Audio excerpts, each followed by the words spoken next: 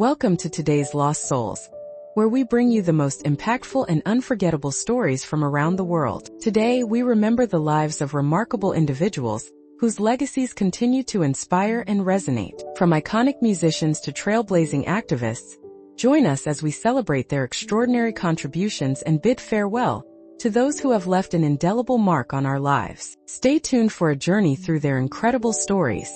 Jimmy Swaggart. Jimmy Swaggart, a towering figure in American televangelism, passed away on July 1, 2025, at the age of 90 in Baton Rouge, Louisiana. Following a cardiac arrest suffered 2 weeks earlier, on June 15th, born on March 15, 1935, in Ferriday, Louisiana, Swaggart rose from humble beginnings in a deeply religious Pentecostal family to become one of the most influential and widely recognized televangelists of the late 20th century. Swaggart's ministry was marked by his passionate fire and brimstone preaching style, which captivated millions around the globe. At the height of his influence in the 1980s, his television broadcasts reached over 140 countries and an estimated audience of 200 million people, making him a pioneer in the field of televangelism. His sermons often emphasized the eternal battle between good and evil, often accompanied by tears that reflected his deep emotional connection to his message. In addition to preaching, Swaggart was a gifted gospel music performer, recording multiple albums that sold over 15 million copies and earned Grammy nominations. His ministry extended beyond television to include a Bible college and various gospel-related enterprises, generating substantial donations and merchandise sales that supported his global outreach. However, Swaggart's career was not without controversy. In 1988, was defrocked by the Assemblies of God denomination following a highly publicized scandal involving prostitutes, which temporarily derailed his ministry and public standing. Despite this setback, he continued preaching and maintained a loyal following, emphasizing repentance and redemption in his later years.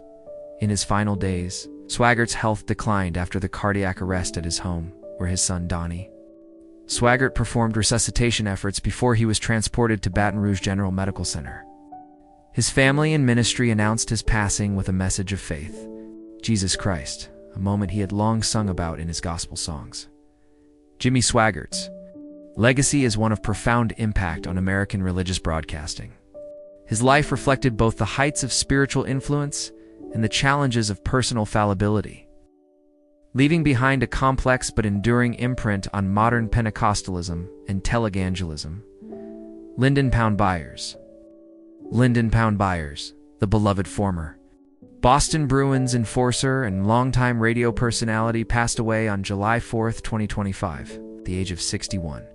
Born in Nepo in Saskatchewan, Canada, Byers was known for his rugged, physical style of play on the ice and his charismatic presence off it, making him a cherished figure in Boston sports history and beyond. Byers was drafted by the Boston seasons with the team from 1983 to 1992. Standing 6'1" and weighing around 200 pounds, it was a formidable winger. Known primarily for his role as an enforcer, a player who protected teammates and played with a tough, aggressive edge. Over his NHL career, Byers tallied 28 goals and 71 points in 379 regular season games. But he was perhaps best known for his 1,021 penalty minutes and his willingness to drop the gloves. Engaging in 92 fights during his NHL tenure, his physicality and grit helped the Bruins reach the Stanley Cup Finals twice. In 1988 and 1990, where he played a key role in the team's playoff runs.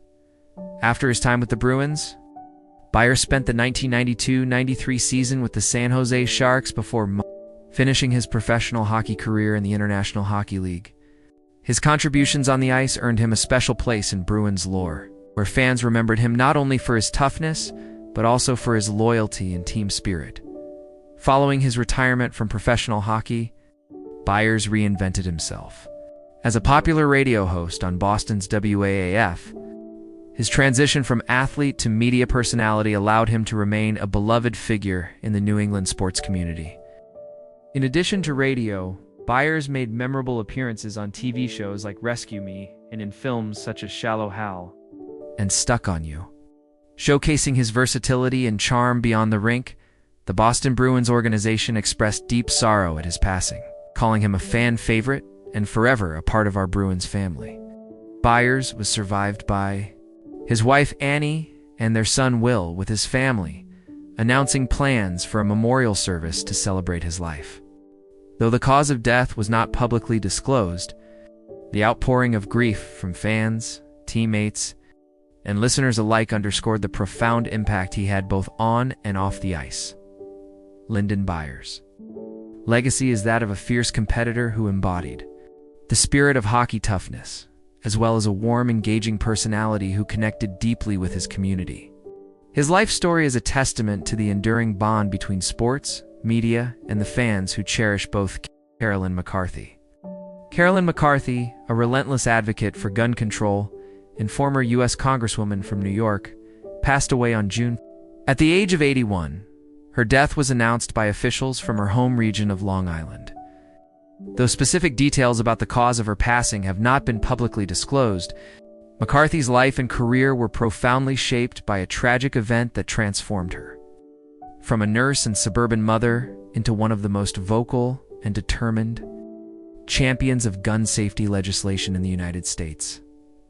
The pivotal moment came on December 7, 1993, when a gunman opened fire on a Long Island Railroad commuter train near Maryland Avenue Station. The massacre claimed 6 lives, including that of McCarthy's husband, Dennis, and left her son, Kevin, critically wounded with a gunshot to the head. This horrific incident galvanized McCarthy to take action. She entered the political arena, running for Congress in 1996 as a Democrat against the incumbent who opposed gun control measures. Her campaign resonated deeply with voters, and she won, beginning an 18-year tenure representing New York's 4th Congressional District. Throughout her time in Congress, from 1997 to 2015, McCarthy was widely recognized as a fierce and unwavering advocate for stricter gun laws. She focused on banning assault rifles and high-capacity magazines. Her efforts often put her at odds with powerful groups like the National Rifle Association. But she remained undeterred, driven by the personal loss and the desire to prevent future tragedies. Before her political career, McCarthy worked for 30 years as a licensed practical nurse in the intensive care unit at Glen Cove Hospital, where her compassion and dedication to care were well known. Her background in healthcare informed her approach to public service, emphasizing community safety and the protection of vulnerable populations. In 2013, McCarthy revealed she was battling lung cancer, which eventually led to her decision not to seek re-election in 2014. Her courage in facing illness mirrored the strength she showed throughout her public life. In recognition of her tireless advocacy, President Joe Biden awarded her the Presidential Citizens Medal in 2024, honoring her exemplary service and commitment to gun violence prevention. Caroline McCarthy's legacy is one of turning personal tragedy into powerful public service. She was remembered by colleagues, constituents, and family as a compassionate mother, a courageous leader, and a tireless fighter for change. Her impact on gun safety legislation and her dedication to protecting communities will endure as a testament to her strength and purpose. Diogo Jota. Diogo Jota, the celebrated Liverpool forward and Portuguese international, tragically passed away on July 3, 2025. At the age of 28 in a devastating car accident in Zamora province, northwestern Spain.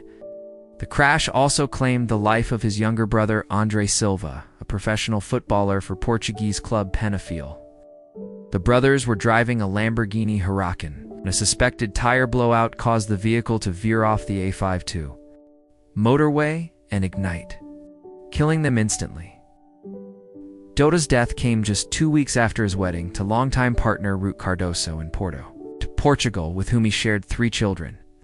The tragedy sent shockwaves through the football world, as Liverpool FC and the Portuguese Football Federation mourned the loss of a talented player and beloved individual.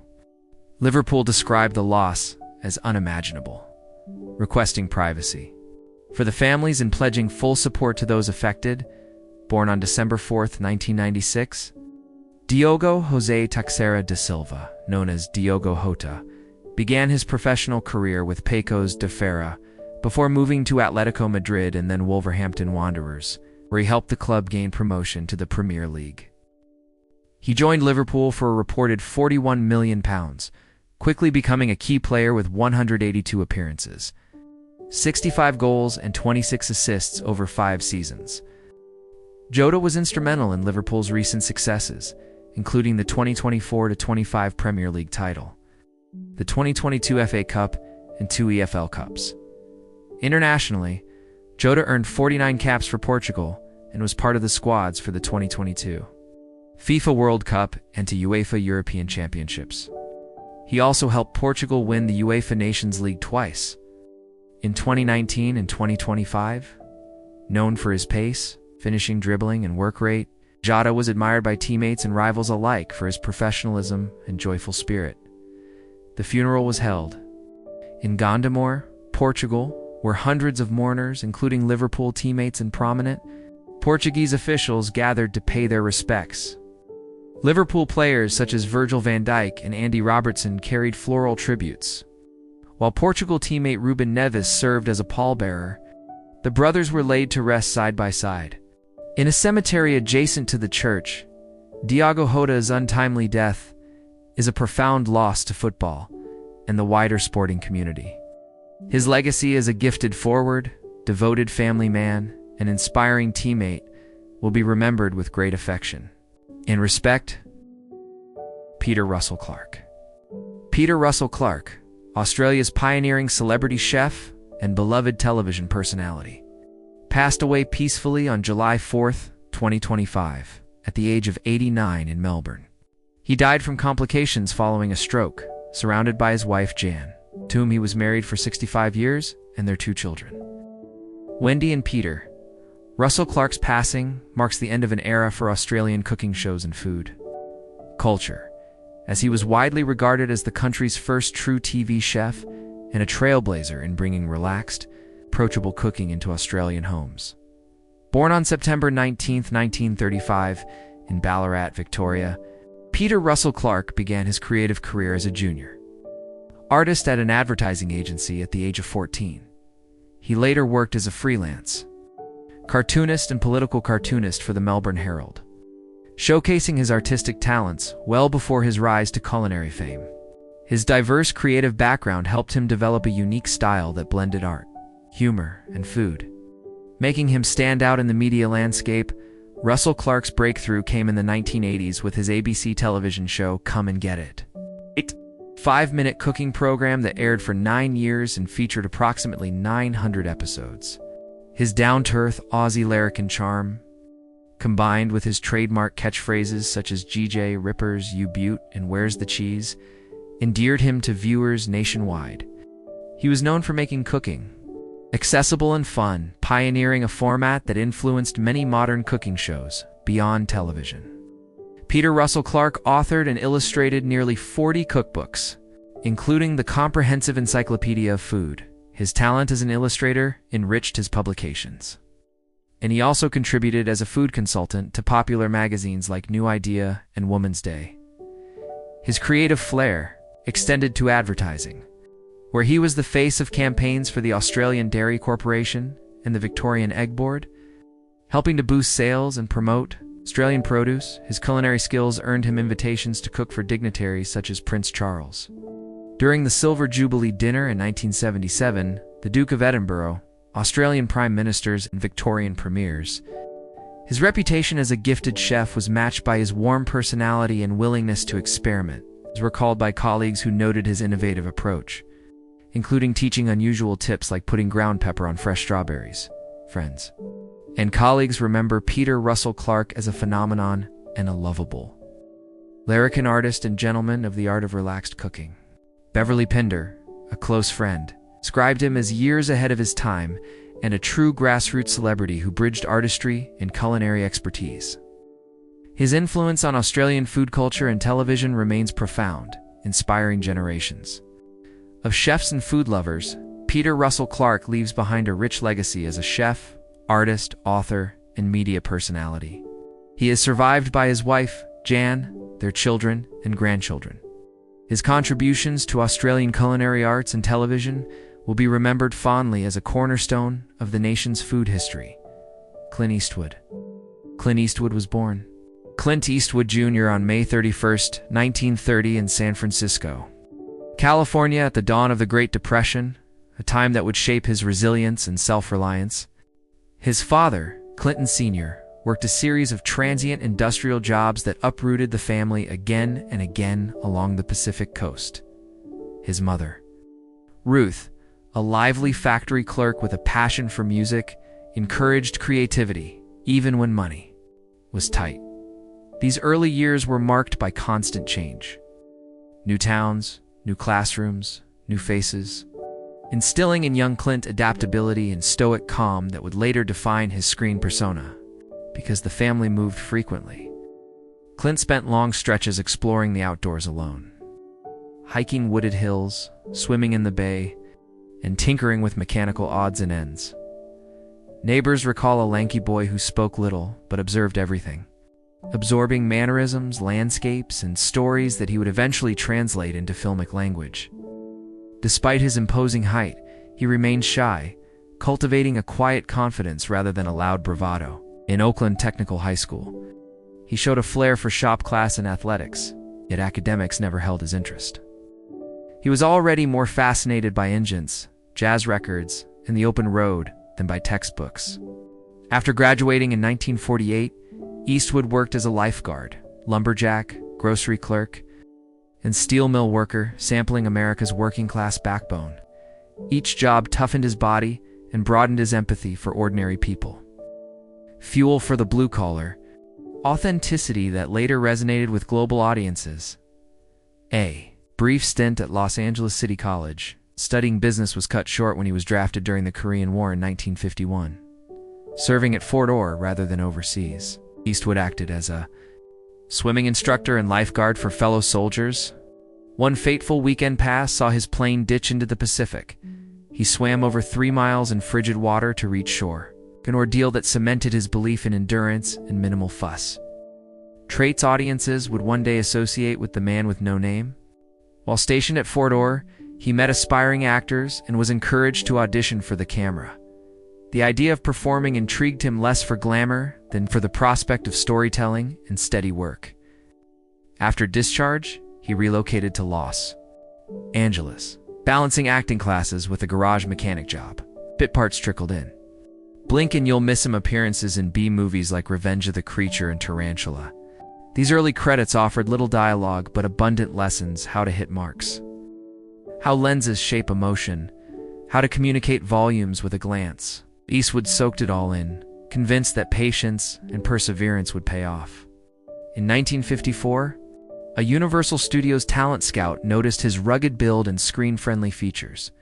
A contract followed, yet the studio attempted to remodel him, fixing teeth, reshaping hair, and pushing traditional leading man diction. Eastwood accepted the polish, but rebelled against artificiality, honing instead a naturalistic delivery inspired by Gary Cooper and jazz rhythms.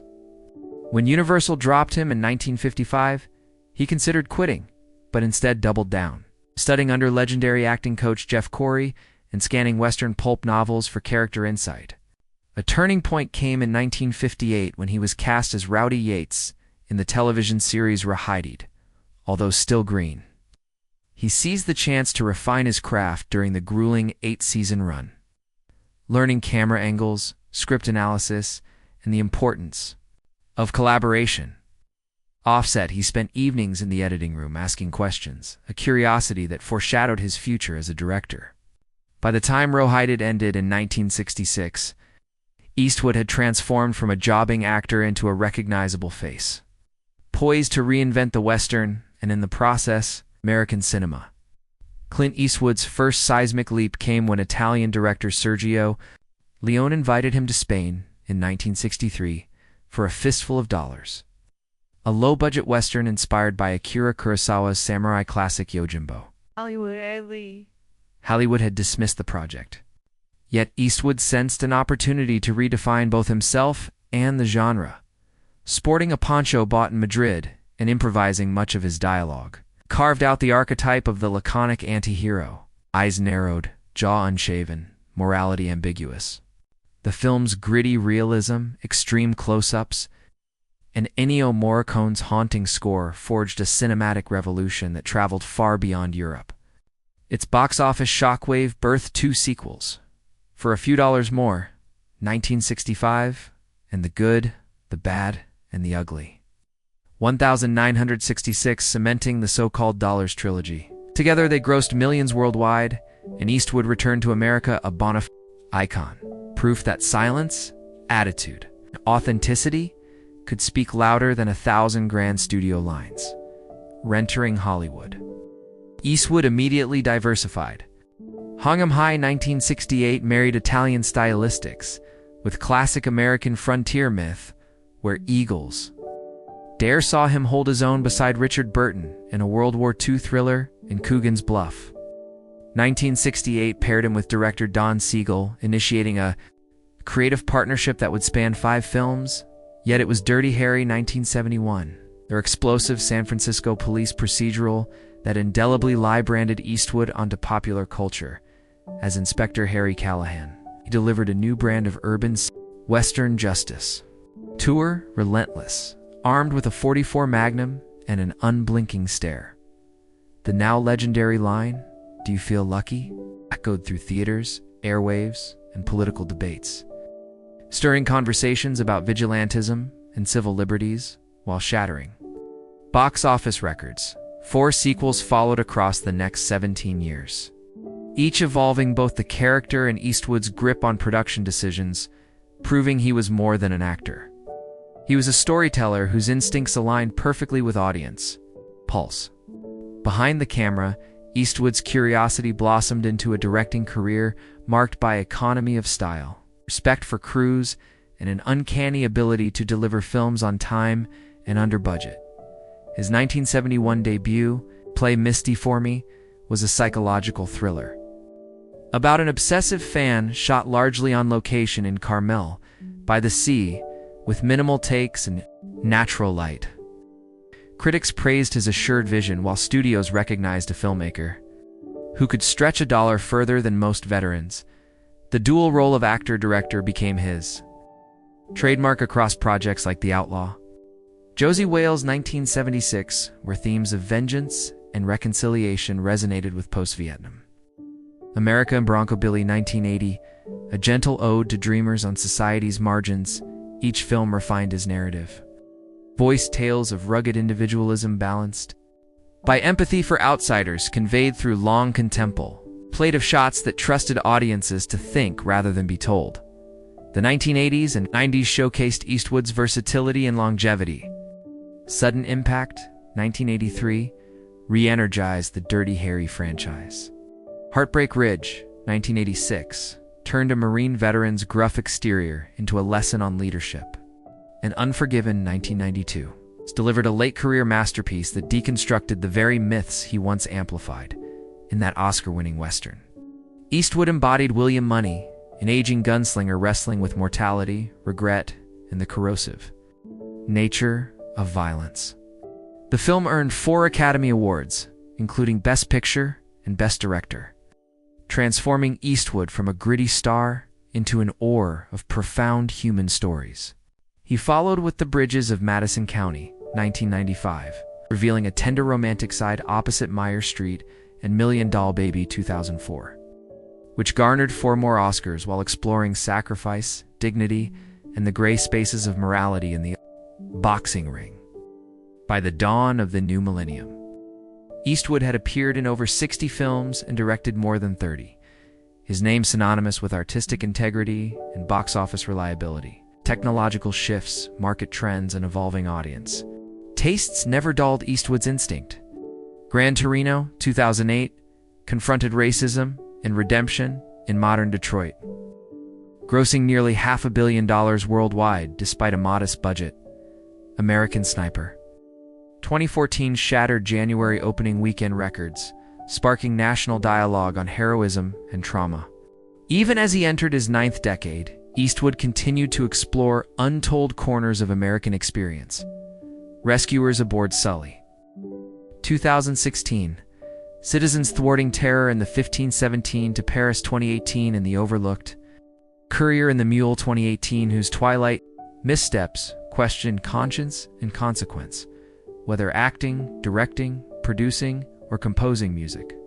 Eastwood evolved from cult Western star to a cinematic elder statesman whose lean aesthetics, moral complexity, and relentless work ethic influenced generations of filmmakers. Clint Eastwood's public image, lean silhouette, measured gait, clear gaze has long been underpinned by an equally disciplined private regimen. From his early lifeguard days to the present, he has treated physical upkeep not as vanity, but as a professional obligation. Rising at dawn, he favors brisk coastal walks, light free circuits, and a stretching routine. Learned from stunt performers in the 1960s, Eastwood has never been a gym obsessive. Instead, he embraces consistency. 20 minutes every morning is worth more than 2 hours once a week, he has told interviewers throughout the decades. He also avoids processed sugar, limits red meat, and practices portion control, a habit instilled by Depression-era rationing. Coffee remains his lone indulgence, taken black and silent during script revisions. Although rarely ill, Eastwood has endured the cumulative wear of stunt work. Repeated saddle falls on the Dollars trilogy left him with a compressed lumbar disc that occasionally flares, prompting him to favor shorter shooting days or direct from a high director's chair. On Dirty Harry, a car door collision bruised his ribs. On The Outlaw Josie Wales, a prop rifle backfired, scorching his hand, yet he declined painkillers, relying on ice baths and stoic focus. Habits admired by younger casts who often discover only later that the veteran beside them was healing through. Takes the most dramatic brush with mortality occurred before fame struck. The 1951 military plane ditch in the Pacific. Swimming 3 meters through frigid surf, carved an indelible respect for cardiovascular fitness and mental calm. He still references that night whenever a production hits logistical turbulence, reminding crews that all crises end if one keeps moving.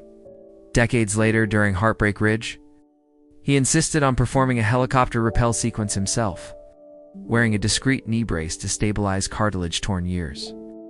Earlier on a ski trip in Sun Valley, the scene made final cut without commentary, testament to his trust in preparation and controlled risk. Contrary to the cigar-chomping persona of his westerns, Eastwood has never smoked cigarettes and only bites unlit cigars for character effect. He does enjoy an occasional glass of Paso Roble Red, though friends note he rarely finishes it. He has publicly credited meditation. It's introduced by jazz pianist friends in the late 1950s for sharpening concentration and tempering stress. 20 minutes.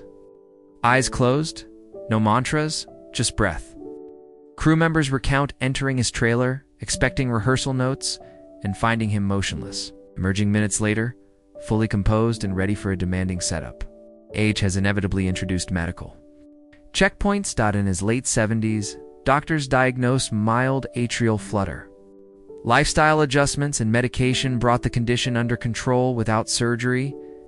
A routine colonoscopy at 80 revealed benign polyp removed the same day.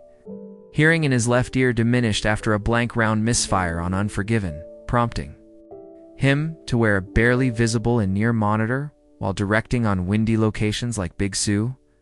Nonetheless, annual physicals continue to return remarkably strong for a man decades younger, a fact his personal physician attributes to lifelong moderation, outdoor pursuits, and unwavering curiosity, which keeps neurological pathways active. Psychological health has been equally paramount. Eastwood avoids nostalgia spirals by engaging with new music. He plays upright bass badly but enthusiastically, and by mentoring first-time filmmakers who intrigue him. He has openly acknowledged moments of fatigue, especially during simultaneous acting and directing schedules, yet counters burnout by spacing projects and spending restorative weekends at his Carmel ranch. There he tends heirloom tomatoes, practices half-set golf rounds, and loses chess games to grandchildren, insisting that defeats keep his ego in check. Despite speculation about retirement, Eastwood's wellness philosophy remains action-based. Move daily, eat lightly, master quiet, and keep the mind on fresh problems. It is less mantra than muscle memory. An unpretentious blueprint that has carried him through 9 decades without the dramatic hospitalizations or extended hiatuses. Common among his peers, those who visit his editing suite are struck not by frailty but by focus. He stands during rough-cut screenings, jotting notes, pausing only to stretch his back before rethreading reels. As one longtime cinematographer quipped, "The only thing slowing Clint down is the rest of us." Life, much like the barbed wire fences of his western landscapes.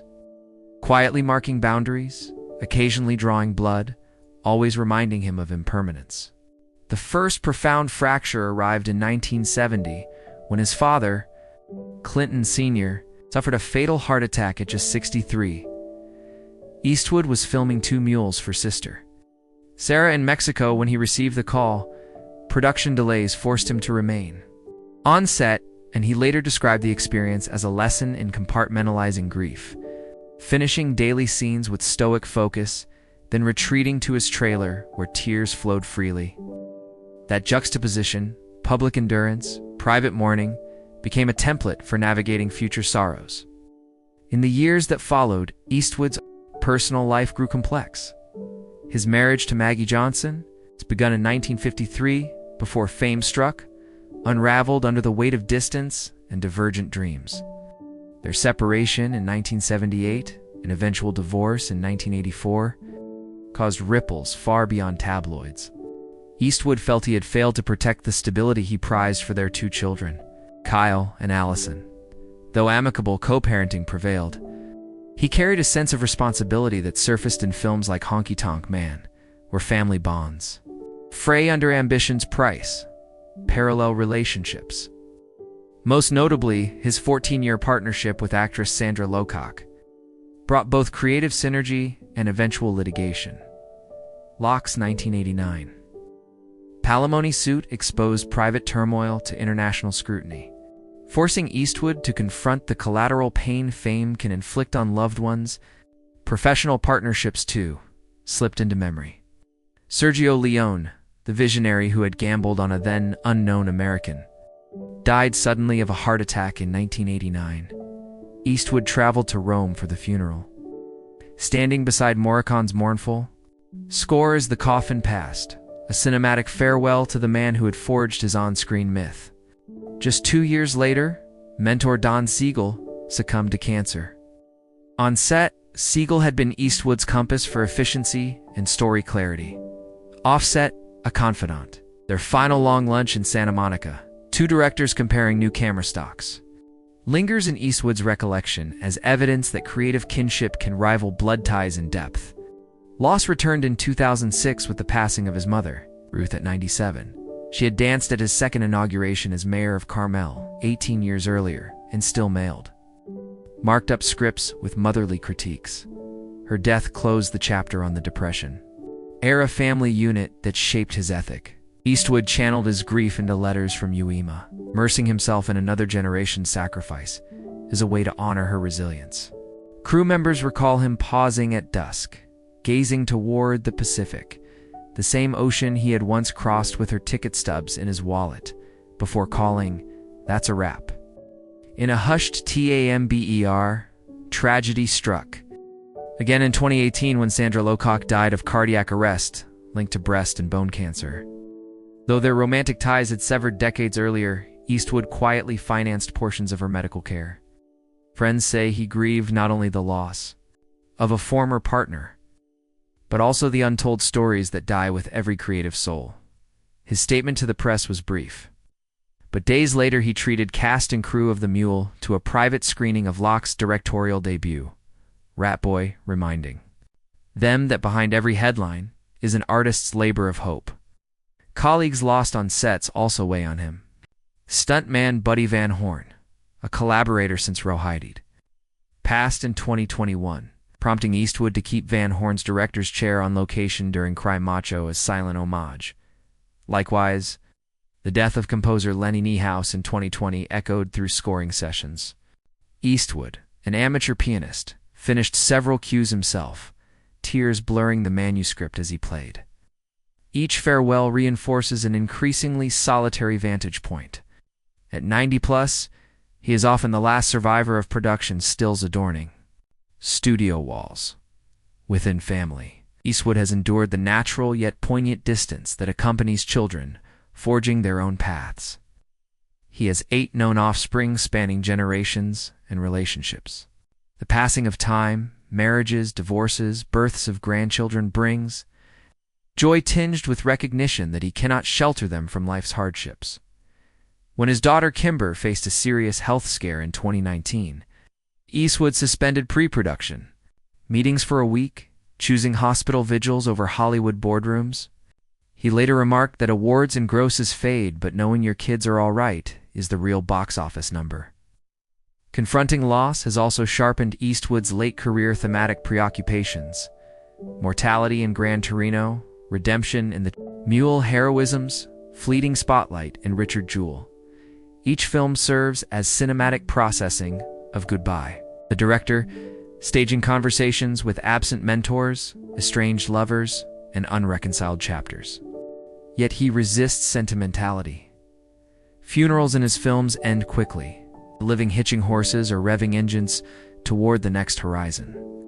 A narrative reflection of Eastwood's own belief that motion steadies grief. Today, those close to him observe a man acutely aware of dwindling sand in the hourglass, yet unafraid.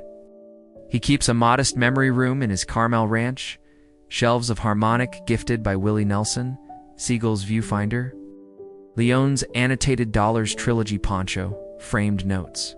From Ruth, he visits the room briefly each morning, acknowledging what's gone, then shuts the door and heads to the editing bay. Loss for Eastwood is not a chain that binds, but a wind at his back, urging one more scene.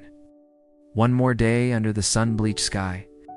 At 95, Clint Eastwood wakes before dawn in his Carmel by the sea home, greeted by the hush of the Pacific and a stack of pages marked with handwritten edits. He splits his mornings between family and film. Breakfast of oatmeal, berries, and 1 black coffee shared with longtime partner Christina Sandera, followed by FaceTime calls with far-flung grandchildren, who recite school news while he beams from the screen like a patient headmaster. By 8:30, he is in Malpazzo Productions, modest M-Terray office work boots, tapping reclaimed wood floors as he reviews dailies for juror due at the courtroom. Thriller he began shooting in Savannah in late 2024 to compensate for travel fatigue. He transformed a soundstage corner into a virtual production suite, allowing him to direct pickups without leaving California crew.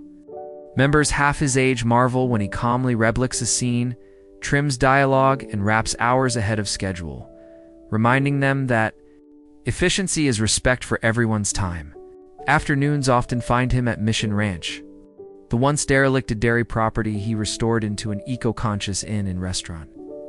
He strolls between weathered cypress trees, greeting guests who expect a legend but encounter a neighbor denim shirt, sun hat, a handshake that feels like an old work glove. If the piano inside strikes a familiar jazz standard, he'll sit in, fingers still nimble on body and soul, coaxing applause from surprised diners.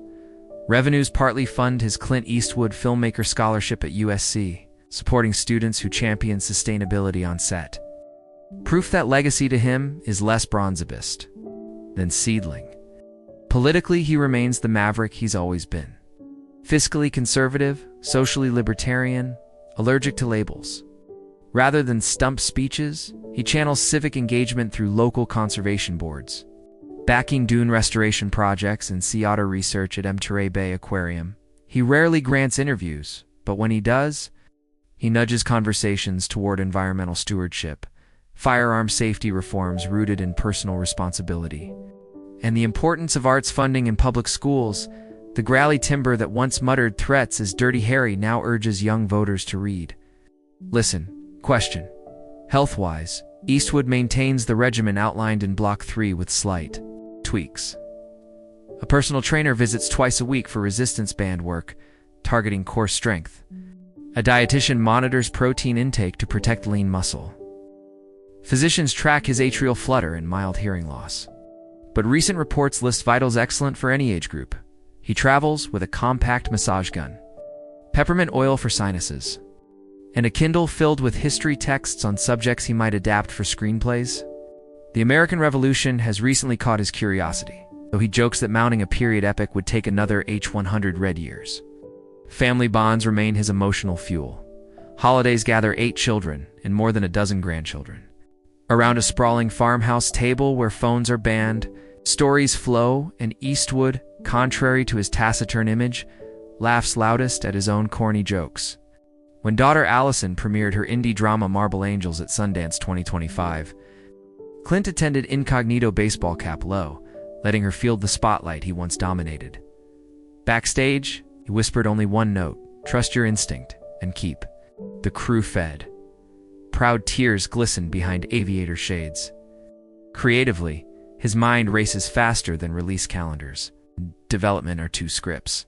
Satchmo, a Louise Armstrong biopic he might produce but not direct. And Rails, a Depression-era odyssey following migrant workers.